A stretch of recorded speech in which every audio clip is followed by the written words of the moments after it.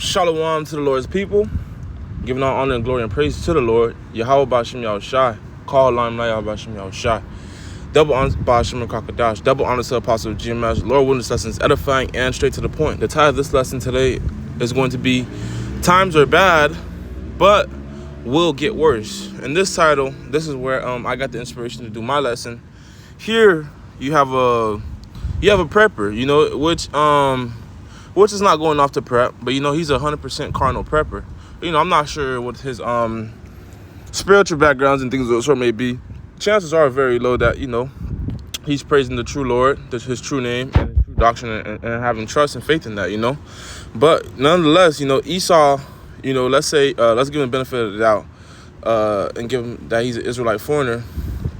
But those who grew up with Edomite, the Edomite upbringings, they have something that they call being a realist. They're very realistic. They see things for what they is. Unlike the GMO babies, the single parent raised, average black guy. They're very emotional. In contrast to Esau, which is very realistic. And taking a approach, to action.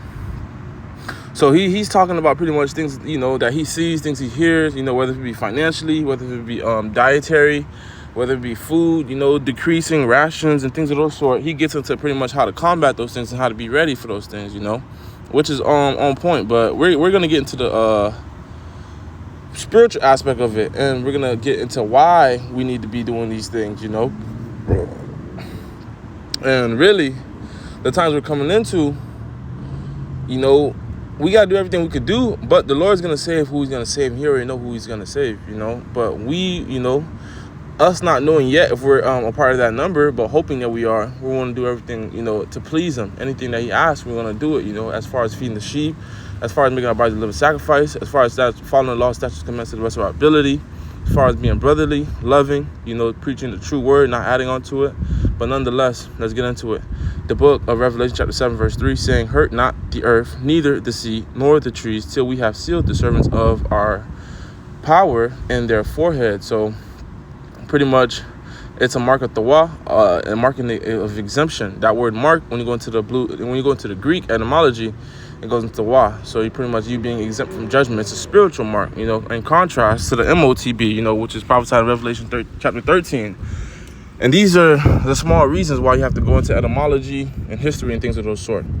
So the angels are given dominion, to pretty much send judgment, to pretty much cast out different plagues, different wraths of the Most High, And pretty much the earth is going to be intact until the last member of the Lord, his body is sealed. Once that member is sealed, it's game on. The Lord don't care where it gets hit. He just needs all his people off the earth, and to them chariots. Because things are about to get bad, man. In that video, that guy was talking about, farms, being out of business. He's talking about foods being rationed. Eggs are damn near a commodity these days. That's a luxury. So things are getting bad, man. The U.S. is reaching its debt ceiling. You got earthquakes in Syria, earthquakes in Turkey. Bodies are just getting counted by every hour. It's going up a number. Here you are, you thinking only 1,000 people died. Thank the Lord, right? You refresh your page, you could times that by 15. Hey, but the prophets and the true servants of the Lord are going to still thank the Lord, because the Lord giveth, the Lord taketh. The Lord giveth life, and he taketh life, And as far as the food aspect, behold, victuals shall be so good, so cheap upon the earth. Second Ezra is a very prophetic book, specifically chapter 16, verse 21. Behold, victuals being goods shall be so good and cheap upon the earth. So at the time and place, America was thriving, man. You could buy a house with your wife staying home, being a at-home mom, with your kids going to college and everything under one salary. You could have been done all that, but those times were changing. Now even the kids got to get a job on top of the woman. So how could there be peace in the house? How could this man be fit to rule? Esau, Edom. That they shall think to themselves, be in good case, because you have You got pretty much you got cheap prices, you got regular prices, you got inflated prices, you got hyperinflated prices, you know. And the times we're into the times of inflation. And people think this is bad. People are losing their minds already. But they don't understand that there's another level to it. There's something called hyperinflation, man, you know. And even then shall evils grow up on the earth, sword, famine, and great confusion, man. And that's why the Lord tells, you know, when you see a lot of these signs and things come to pass, that's how you know it is just the beginning of sorrows, man. Lamentations chapter 4, verse 9. They that be slain with the sword are better than they that be slain with hunger. For these pine away, stricken through for want and fruits of the field, you know, because when you don't got no food in your stomach, man, it's tough to do anything. It's tough to even ask for food when you're starving, you know. So how much more so, you know, to do things as far as like escape trouble, you know, on your own, or try to defend for yourself. You're gonna try to find yourself a damn closet and just pine away stricken in that thing. You gonna try to find a way and die, man.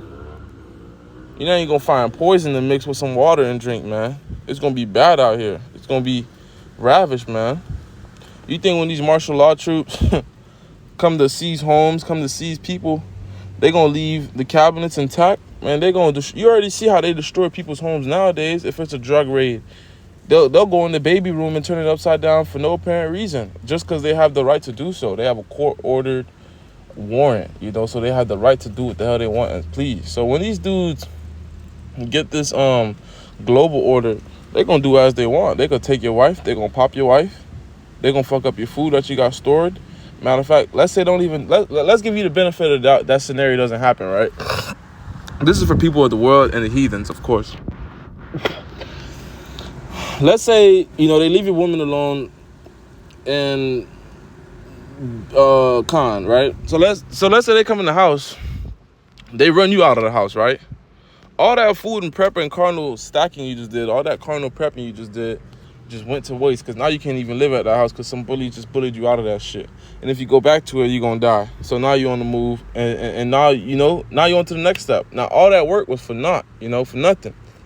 But, you know, doing this work here, this is not for nothing, man. You stack up your treasures in heaven, man, you know, because shit, if you stacking up treasures here, thieves could take it, as it is said in the scriptures.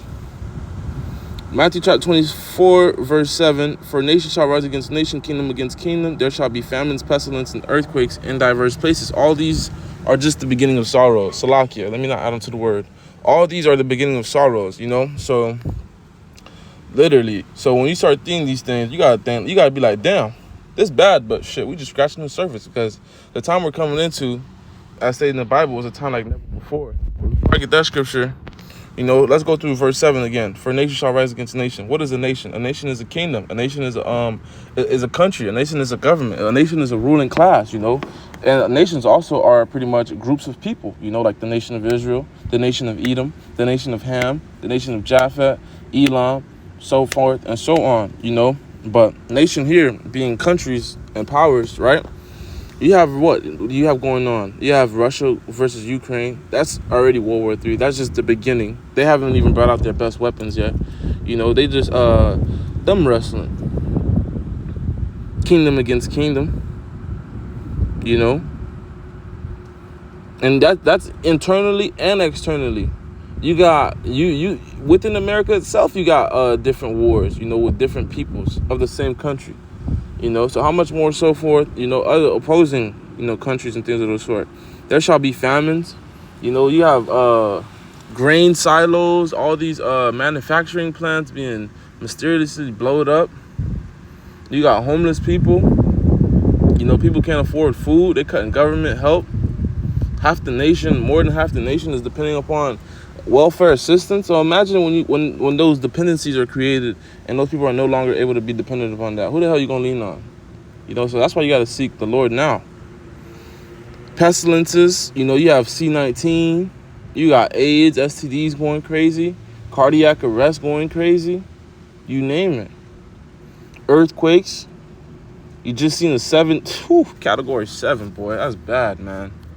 Call on my Shy. in diverse places. So that means they're gonna be everywhere. They're gonna be on the sea. They're gonna be in the city. They're gonna be in the country. All throughout four corners of the earth, man. All these just the beginnings of sorrows, Lakia. Sorrows, being nothing nice. And although this is called Jacob's trouble, we know Jacob is an Israelite. So judgment shall begin at the house of Israel, right? But that doesn't mean the rest of the world isn't gonna taste of it. Alas, Jeremiah chapter 30, verse 7, alas, for that day is great, so that none is like it. It is even the time of Jacob's trouble, but he shall be saved out of it, So you're going to have EMP attacks. You already got China, Moab, got balloons flying up. Man, you got... And guess what they said? They said that could cause an EMP attack. They have the power to do so. And let's say China was not to do so. If a missile is detonated or something crazy weapon is detonated on American soil, it has the possibility to pretty much shake up chips and the electromagnetic frequencies, upon the earth. So the Lord's about to plague modern day Egypt just how he did ancient Egypt, with darkness.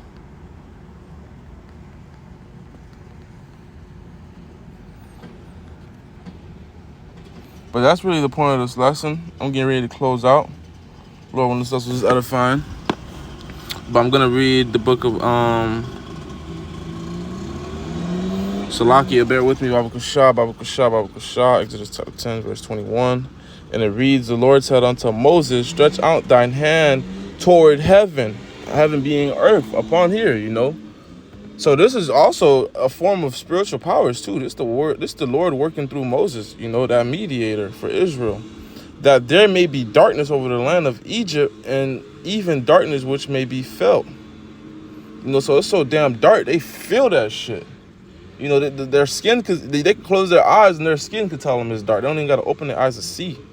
Because literally, when you're in the dark, your pupils increase so you can get a sense of your environment and your awareness, pretty much where the hell you are, So your eyes and your body is just forcing itself to find out where the hell it is, but it's so damn dark, your pupils can't take over. That goes to show you, the fear of the Lord, man, his great power. And Moses stretched forth his hand toward heaven, and there was thick darkness in all the land of Egypt for 3 days, man. Babylon, Babylon is cooks, man. But, just for people that think this is a stretch, power outages in America. I'm pretty sure there was something in Texas, Austin, Texas. So these things are very much so possible. There it is right there. Let me see if I get some news. 6 days ago, winter freezes Texas, Austin. So yeah, they've been out of power for a couple of days, man. But Lord, when this lesson's edifying and straight to the point, man. You brothers get right, man. You people of the world should get ready for judgment. Nothing you could do. You heathens, get ready for judgment. Nothing you could do. Brothers keep prepping, spiritually prepping, of course. Shalom.